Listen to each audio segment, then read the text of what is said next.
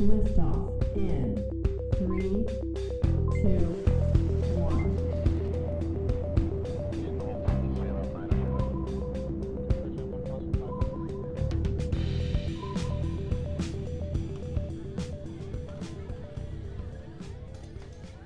Hey, it's been a while. How have you been doing lately? Oh, so good to see you. I've been actually really busy. I've gotten a lot of writing done, actually. Wait, I didn't know you were a writer. What do you write? Oh, I write fan fiction. Fanfic? That's not real writing. Has this ever happened to you? Well, this podcast is here to provide a list of reasons why your friend is completely wrong about what real writing is. Hey, I can still hear you, you know. Hey there, writing cadets, and welcome back to the Moving Right Along podcast, created by young writers for young writers. We're your hosts, Ruby. Kat. and Ray. Last episode, we started off with a debate on how to plan your story, whether it be plotting, pantsing, or plantsing. Tune in next episode where we'll announce the results. In today's episode, we're bringing you the question of... What is real writing? What counts as real writing? You know, there's so much doubt writers already deal with when confronting their work. We all kind of wonder, like, is this good? Is this not good? But we have the extra headache of wondering if other people even see it as genuine writing. And that really just shouldn't add on to the pile of stress that we already have to deal with. But surprisingly, it does. So this debate is especially popular with fanfiction, which has increased in popularity an amazing amount in the last decade. So it initially began with the Star Trek fandom and their minds compelling them to make fanzines way back in the 1960s and around that time. So now there's a multitude of outlets specifically made for publishing fanfiction. The largest two that I can think of off the top of my mind are probably Wattpad and AO3, but there's a whole bunch more. And every fandom has their fair share, whether it's Twilight, Marvel, Supernatural, and a whole bunch more that I can think of on my own. There's so many. It's incredible. And still, even with the tremendous amount of these works that people put so much effort into, they're still not recognized on the same level as novels published and sold. So just to start us off, I think one thing that we all kind of wanted to talk about is like our experiences with fan fiction. And so for me, when I was like, how old was I probably? I was probably like 9. I was like, I'm gonna write a book. And I didn't know what fan fiction was back then. And so what I did, oh my gosh, exposing myself. What I did was I basically wrote, like Children of the Avengers. So I took the Avengers and I was like, what would their children? It's like, you know how like, do you guys know Ever After High? Have you heard of that? Oh, yeah. Oh my god, yeah. yes. Yeah, so it's like about the children of like fairy tale characters. So I was like, I'm gonna do that, but with the Avengers. And I was totally like convinced. I was like, this is a novel. This is going to be on the shelves. I can totally do this. And I actually only recently realized that was fan fiction. So that's like my one and like only really experience with fan fiction. But it was interesting. It was fun. That sounds interesting. Like, I'd love to read that. No, you wouldn't. Yeah, I would. I would read that. No, guys, no. You know, have any of you ever watched Digimon? I remember one of my, like, creative stories back in primary school was about, it was, like, called, like, Pidgeymon or something like that. It was basically straight up ripped off from Digimon. So I know that's not technically fan fiction, but it definitely has those kind of fanfiction-y elements in that I basically like the story, like the concept, but wanted to put my own characters in it, but just didn't think about the idea of fanfiction. What about you, Ray? What are your experiences with fanfiction? Have you ever written any, or like read any, or what do you think? So I don't really read a lot of fan fiction, but I have written fan fiction, and in fact, one of the reasons I kind of realized I loved writing so much and like wanted to kind of start taking it seriously was because I wrote, and oh my god, I'm exposing myself again, I wrote a Percy Jackson fanfiction with, you know, my own character and stuff. And it was just something I kind of did for fun. Like, I never actually published it anywhere. I just kind of felt like writing, and I had this cool character, and I was like, bet, like, why don't I tell this story? And I did, you know, and it was one of the reasons I realized, like, I love the idea of writing. I love making my own characters, like, making these people and telling a story through these people. But yeah, I never actually published it anywhere, but the only person who ever read it was my best friend. And so I had it in my phone, and he read it, and he was like, dude, this is something like I would actually read. This is something like he told me, and I remember this to this day. It is like the biggest like writing compliment I've ever received. It's one of the reasons I actually pursued writing. So, he said, "This sounds like something Rick Riordan wrote himself," and I was like, "Whoa, hold up, wait, what?" I was like, "No way," because no, absolutely not. But I think that sense of fan fiction like really shouldn't be overlooked because it's one of the reasons a lot of like published authors, really amazing authors, like some authors that Taiwi actually works with, Marissa Myers and Chloe Gong, they're really great writers and they started through fan fiction, and that's something that happens to a lot of writers. So in that sense, fan fiction definitely should not be overlooked as a real genuine source of writing.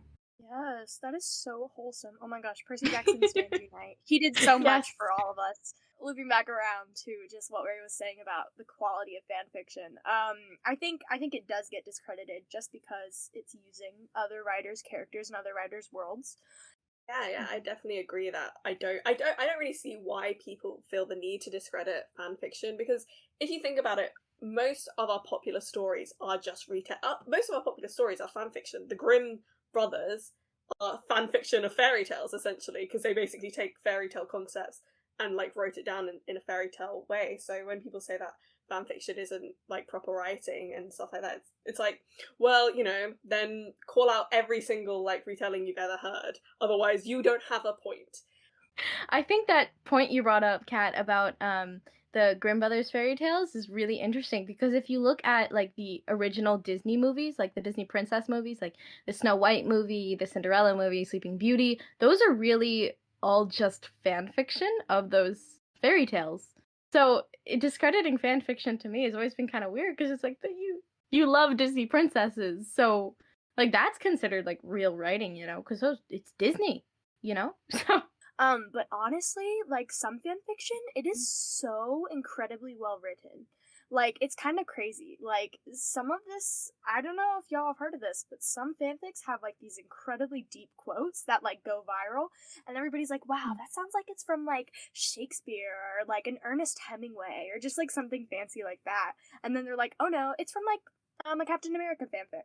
Just, like, things like that. So, I think it just proves, like, that all writing has value to it, and all writing is real writing. Even if, like, you might be discredited by someone else, or somebody else is saying, oh, it's fanfic, doesn't count. It counts.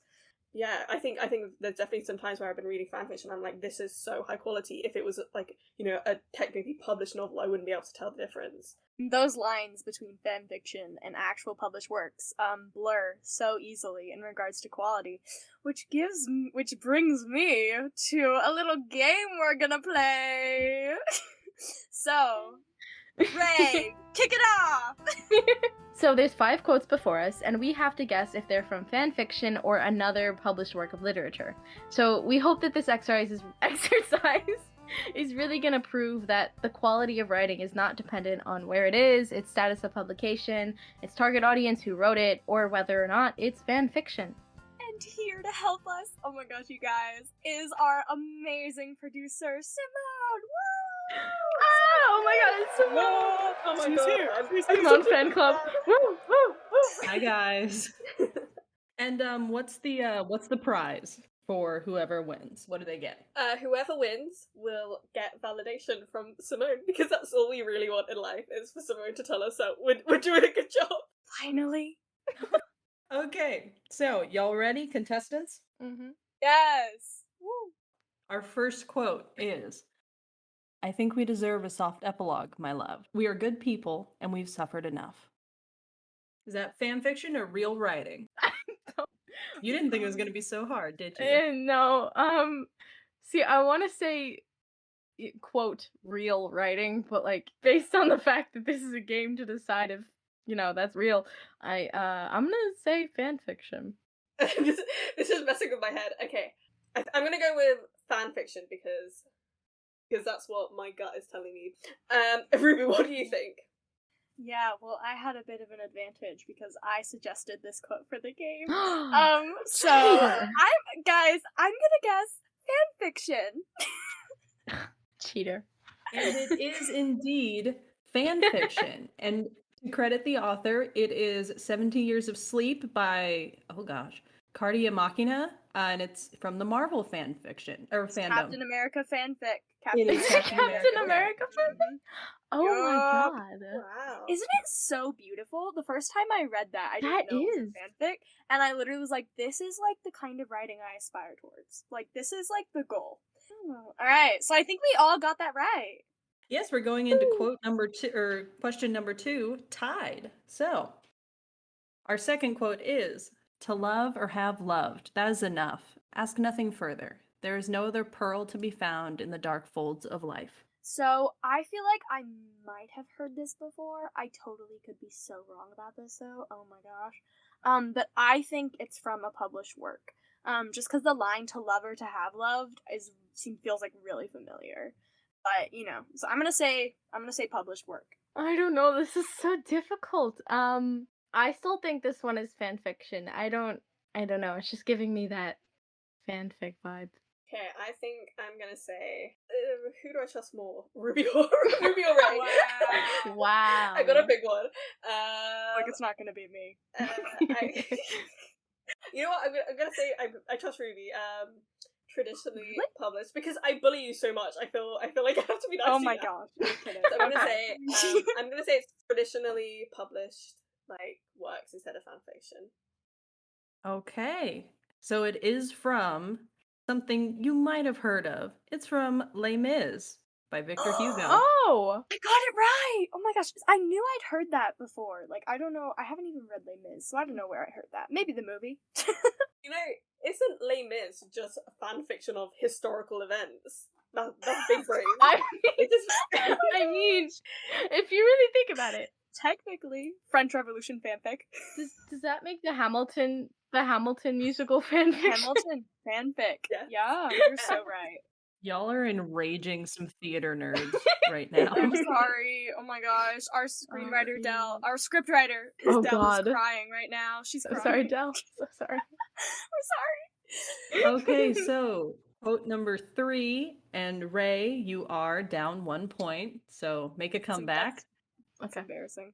Our third one is, "We move forward. We look to the future. We work for a better tomorrow. We live." I'm gonna say fanfic for this one. Just something about like okay, this is totally like a shot in the dark, but I feel like a lot of like very famous traditional works, like with lines like this, are often written in third person. And something about this being written in first person, I'm gonna say fanfic. So that's my guess. That's big brain. See, this is giving me either contemporary, like kind of coming of age vibes, or dystopian vibes. So I'm gonna say a novel or another traditionally published work or whatever we're calling it. I'm gonna go with that. I'm gonna trust Ray this time. Oh god, that's pressure. I'm Lord. sorry. So I'm gonna go with traditionally published. And if it's wrong, Simone, please tell Ray off and take an extra point away from them instead of me. I only have one. Ray, I'm gonna give you an extra 5-second head start to run, No! because it is fan fiction. Y'all, I'm on fire. I'm on fire. Really? And it is, to credit the author, it is The Reclamation of Black Magic, a Harry Potter fan fiction from Jay Alani on AO3. Wow. These fanfic writers are insane. They're They're on something so else. talented. Pat, you were very calm about that. Yeah, no, I'm gathering up my rage. I'm gonna win, you guys. I need it. I need to win. I'm gonna win. The best they can do is tie you now, Ruby. Let's see. Number 4 is, "It is true, we shall be monsters, cut off from all the world, but on that account, we shall be more attached to one another." I'm gonna go last this time because I don't want you guys to steal my answer. No. Kat, why don't you go first this time? We've been going first. Darn it. I'm gonna say, it's so difficult. I think I'm gonna go with traditional. I'm gonna say fanfiction on this one. I think this one is fanfiction. I'm gonna say traditional, and I'm not gonna tell you my reasoning on that until the end of the game. Okay, so this one is from, and knowing Dell, our scriptwriter, she is the Highness of Horror in our pod squad. So, of course, she chose something from Frankenstein by Mary Shelley. Wait, so I have Yup! You have 3 Yo! points. I have to get this last one right. I have to get it right. I have to get it right. Ruby has 4, and Ray, you are in last with 1. But This is very hard. our last quote, it was a last-minute addition, and it is worth a total of 5 points. Oh, watch me get this wrong For again. reasons. But I want to win. Well, we don't want you to win, so You could still win, Ruby. Yeah, well, watch me.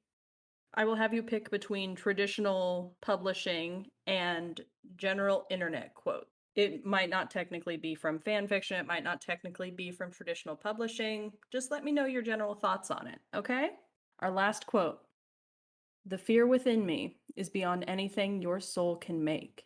You cannot kill me in a way that matters. Well, that's dark, and I love it. Yeah. Is it from the internet or is it from traditional publishing?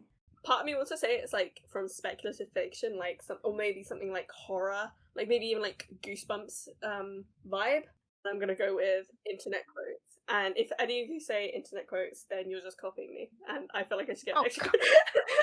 I had reasoning though. Yeah, you see, that's the problem. Is I know this quote, and I know You exactly know it? what it is. I know it, so Ruby. I didn't suggest it. I didn't suggest it. I just know it. I think this one is gonna be an internet quote. So as previously stated, I know exactly what this quote is, and I know what it's from. Which is why I can confidently say internet quote.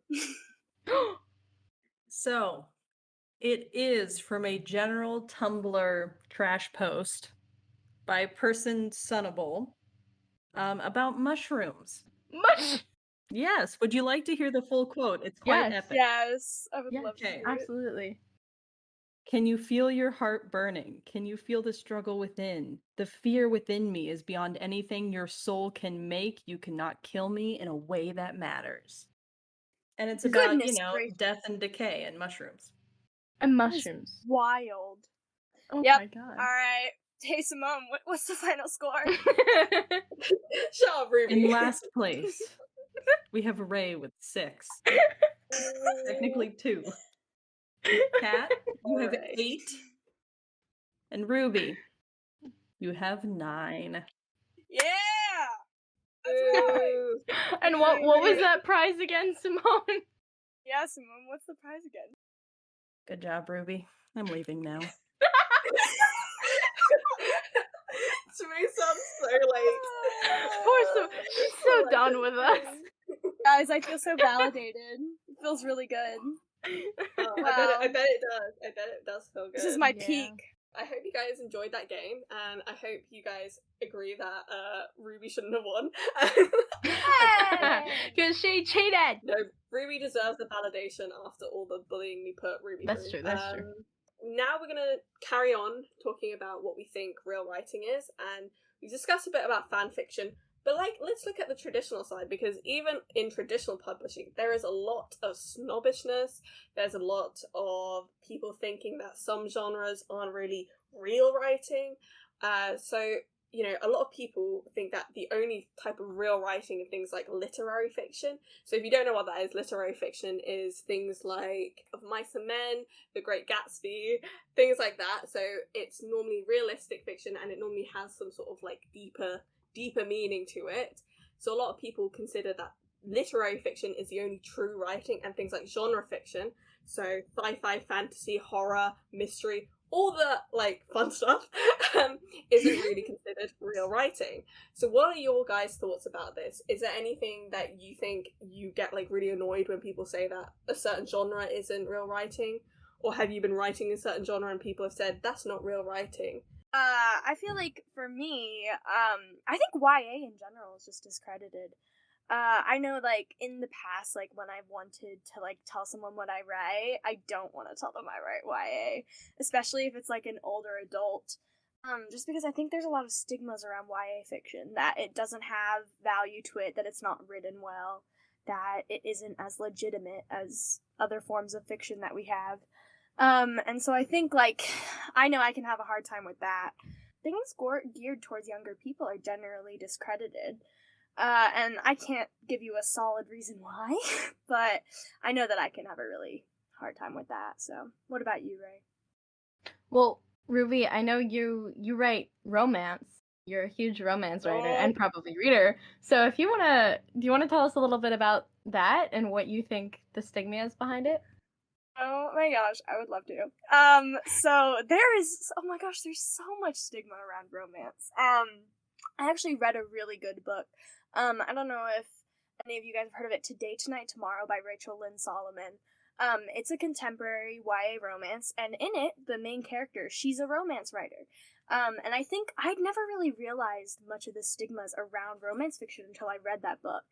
And I think, this is a very broad, overarching statement, but I think a decent amount of it, honestly, is to do with kind of sexism and just the idea that what women want to read in fiction is less valuable than what men want to read. There's a lot of ideas as if romance isn't as good or isn't as valuable, just because it centers around something that's more female-centric and more geared towards females.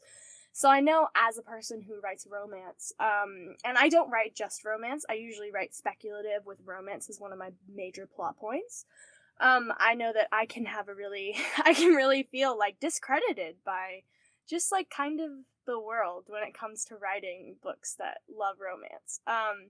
And I think we're going to talk about this more in a later episode, but I think misogyny is a part of it. And just like the idea that what women have to say and what women have to write just isn't as important and isn't as intelligent or educational.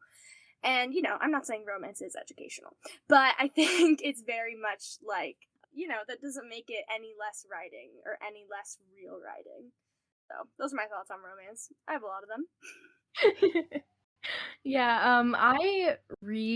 I'm not sure about write, but I read a lot of contemporary kind of fiction. I know that's kind of a broad topic, but there's a lot of stigma that it faces because it's mainly geared to that younger audience of, young teens and young adults. And I think that's a lot of the reasons why it's sometimes discredited because it is some contemporary fiction, I've read a lot of them that are very dramatic and kind of weird. So, yeah, I get it. But like at the same time, there is a lot of contemporary that's really just beautiful in a way, and it makes you think, and it's one of my favorite genres to read.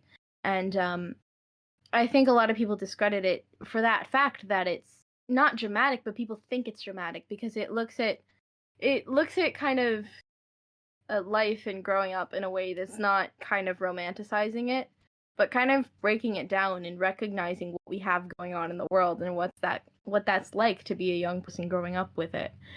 Yeah, I definitely agree about, both of your points about the different like genres that get discredited. And I think as well, one of the reasons that these genres get discredited is because people think that it's easier to write, right? So a lot of children books authors talk about how a lot of people think that writing children fiction is easier to write. I mean, I remember talking to this children's author, and he was saying that like people all the time like say, oh, you're a children's author, it must be so easy. But what they don't take into account that it's a different skill set, because when you're writing for children, you also have to take into account that you want to make it easy enough for them to understand without making it so easy that you're like dumbing it down for your audience. Or you also have to be much more careful with the kind of messages that you're sending to children's authors and children's authors messages you're sending to children. And like for most of us who grow up reading children's books, that's our first thing about writing, like reading and writing.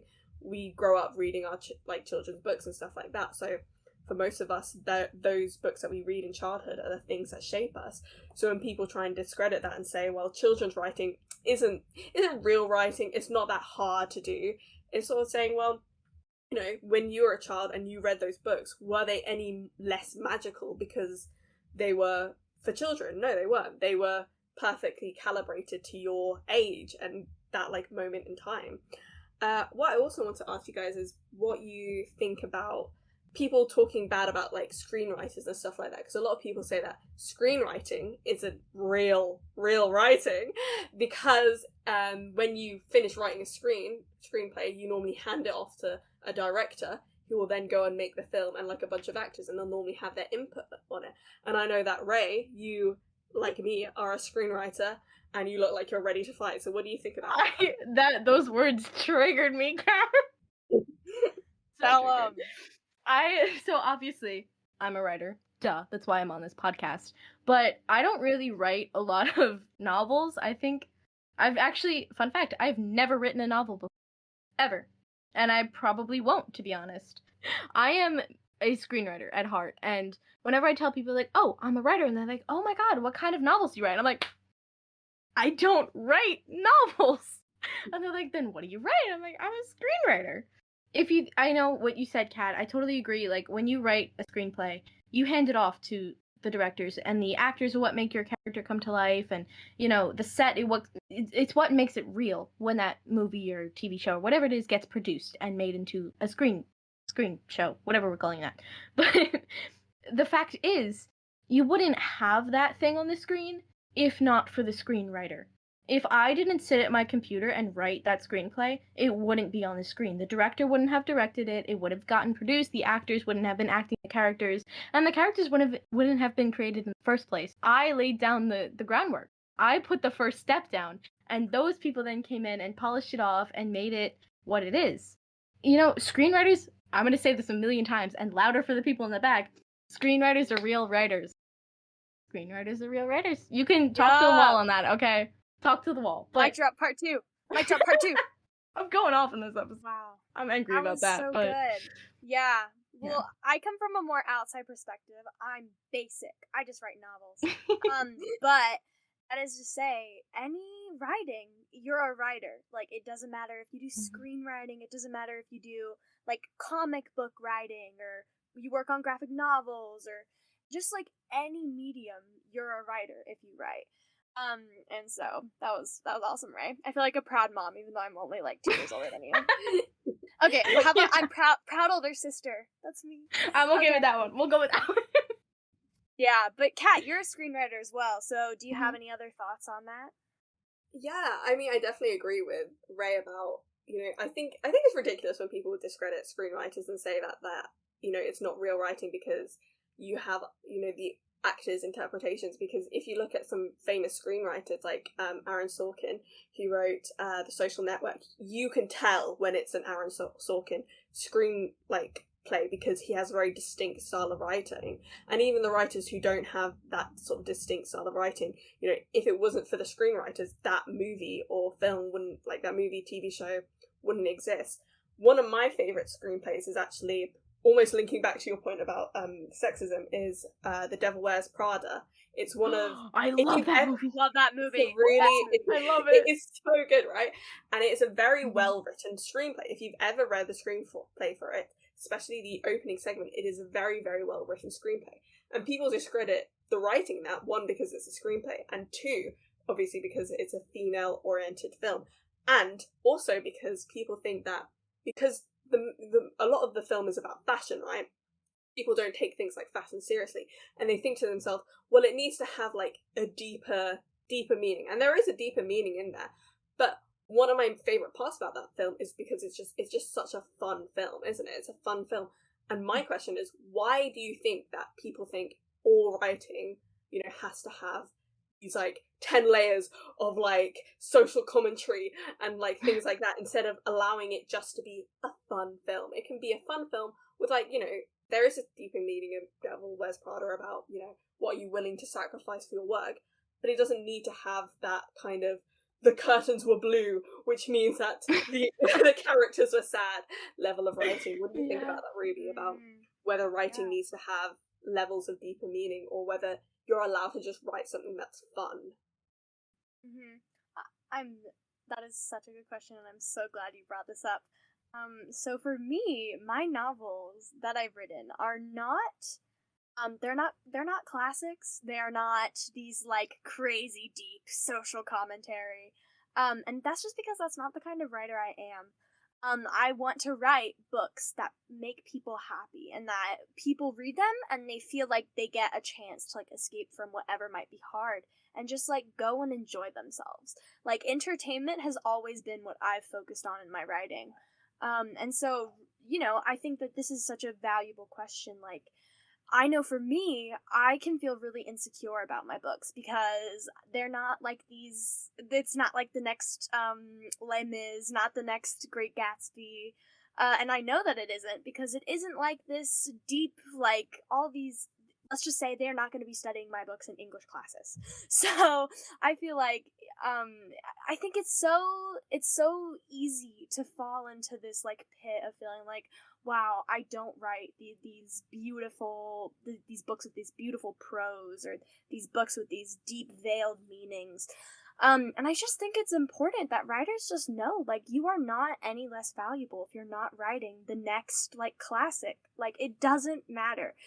At the end of the day, we write for ourselves. We write books that we would want to read, or we write screenplays of movies that we want to read, or we write poems that we want to read. We write for ourselves. And everything else doesn't matter just as much as how you feel about your writing and yourself.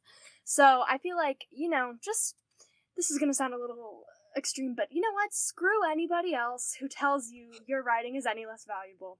That's what I have to say, because you're a writer, and that's amazing. Mic drop for Ruby. Yeah. Thank you.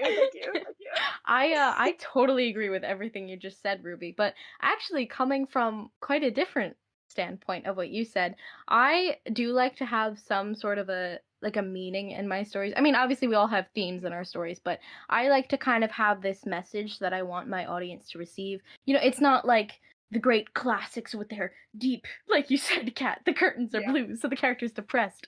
I don't do that. In fact, I'm not subtle at all with my meanings. They are very there on the surface. You can see them. It's painfully obvious. But I mainly like to focus on my characters and telling themes through them, and mainly messages about people and how we as people kind of act in a way, and how we're also different, and how one of my biggest themes actually in my current work in progress is how we all cope with things in different ways, and we all come out different people because of that. And I like to show that through my characters because I think I mentioned this a lot in the previous episode, but I'm a very character-driven writer. And so showing that message for me is kind of important as a writer, because I want my writing to have a purpose. Like Ruby just writing for entertainment. I read books for pure entertainment. I don't read anything with like deeper meanings. And I don't want my books to be studied, in English class, because it loses its value that way, for me at least. But writing is writing, and deeper meaning or not, you're still worth it. Yes. Yeah, I mean, talking about being studied in English class, can we mention the king of being studied in English class, Mr. Shakey Shakespeare himself? Oh, shaky. Yeah, William. Mr. Shakey Shakey. Something that I think is interesting is how much people don't realize that Shakespeare was a popular, creator. He would be the kind of Marvel Studios of today in terms of that. His writing was popular. I mean, he has things like fart jokes in his, scripts. This man was not highbrow. And the fact is that, he did have deeper meanings in some of his stories, and he did have, less deeper meanings in some of the other ones. So for people to kind of say that, if your work is also, popular, if you're writing a screenplay for, Marvel, it's not real writing because it's not, this deep, angsty, parasite style kind of writing. If you look at people like Shakespeare, he was writing for the people. He was writing for the masses. He was writing stories that could be enjoyed by everyone and that doesn't need 24 brains to understand. And also talking about Shakespeare, because I just like to talk about Shakespeare. Today is Shakespeare Hour on the podcast. Cat's Shakespeare Hour. That's going to be a recurring segment. Something that I think a lot of writers sort of discredit is they talk about, you have to have an original concept. If you don't have an original concept, then you're just copying all these other things. Let me tell you, every writer is copying from another writer. Every writer. Yes, Mr. Shakey Shakespeare, the king of being studied. Shaky. He copied the plot of Romeo and Juliet is almost identical to the plot of Pyramus and Thisbe. And if you don't know what Pyramus and Thisbe is, go look it up. It's basically, the whole concept is star-crossed lovers, and it also has a lion in it. So, Did Romeo and Juliet have a line in it? I don't think so. So if you're thinking to yourself, I'm not a real writer because I'm not coming up with these really highbrow, literary concepts, literary themes, then just take a note from Shakespeare and just, take a concept, make it your own, and have fun with it. Mic drop, part 4. Yeah! Period. Amazing. Yeah, but I mean, guys, speaking of Shakey himself, I shared my favorite line from Romeo and Juliet today with everybody, and they were all horrified. So if you think my writing isn't as good as Shakespeare, think about this line from Shakespeare. You're a saucy boy, Romeo. Yep, it's a real one. Google it, look it up. It's real. There's a quote in Macbeth that this guy says, "What, you egg?" Like, that's literally one of the lines from Macbeth. Someone gets stabbed and goes, "What, you egg?" Then he dies. and then so like, Amazing. so, you don't need to have you don't need to have these high prose things. It can just be things that you enjoy, and also if people want to read a deeper meaning into it, people are going to read a deeper meaning into it.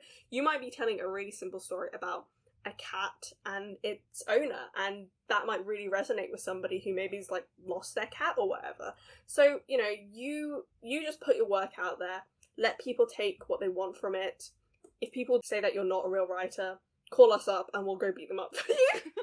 Yeah, Listen to the podcast. You should be scared. Okay, yeah, so at the end of the day, Shakespeare was just a writer. We do idolize him in this interesting way, but that's what he was. He was a writer, and he wrote comedies, he wrote romance, he wrote so many things.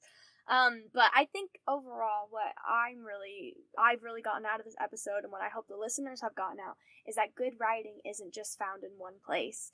It is everywhere, and it's deserving of the same chance that highbrow literature receives. All writing is valuable, and all writing is writing. So don't discredit yourself. We prompt you to try either writing or reading something new. A recent YA bestseller, that quick novel you disdained when it first came out, a fanfiction based upon your favourite movie, or simply rereading your old childhood favourite. Writing-wise, you can try your hand at new genres. Perhaps a romantic short story, a book you'd read to a little sibling teaching them a life lesson, even borrowing characters from a show you like and examining them in more detail. Exploring new areas of writing is essential to making sure you're well-rounded. Who knows? Maybe you'll discover a new favourite quote to hold close. Yeah, I totally agree. Exploring new areas of writing is essential to making sure you're well-rounded, both as a writer, a reader. Who knows? Maybe you'll discover a new favorite quote to hold close, like those crazy fan fiction quotes. I still can't get over that. Wild. But anyway, until next time, writing cadets, it's been a wonderful adventure, and we'll see you on our next one. Thank you for listening to the Moving Right Along podcast made possible by the Young Writers Initiative. Tune in next week where we reveal the results of our plotter versus pantser versus plantser poll, and we talk about misogyny in young adult fiction. You can follow us on Instagram at Moving Right Along Podcast, or find us on the Young Writers Initiative website, tywi.org. And while you're there, why not check out the new chapters program? There's still time to sign up and bring the URL to the IRL. Also, make sure to enter into the manuscript and chapbook contest sponsored by Book Pipeline that closes on September 30th. And there's always plenty of fun events going on over on our Discord, The Writers Town. And thank you to our amazing team without whom none of this would be possible. Our producer Simone, our co-producer Jasmine, our scriptwriter Delaney, and last but certainly not least, our social media manager Cassette. All sound effects today were taken from the Free Sound Project, and all music is from filmmusic.io by Kevin MacLeod. Today you heard Wholesome, Beauty Flow, and Sunflower Dance Party.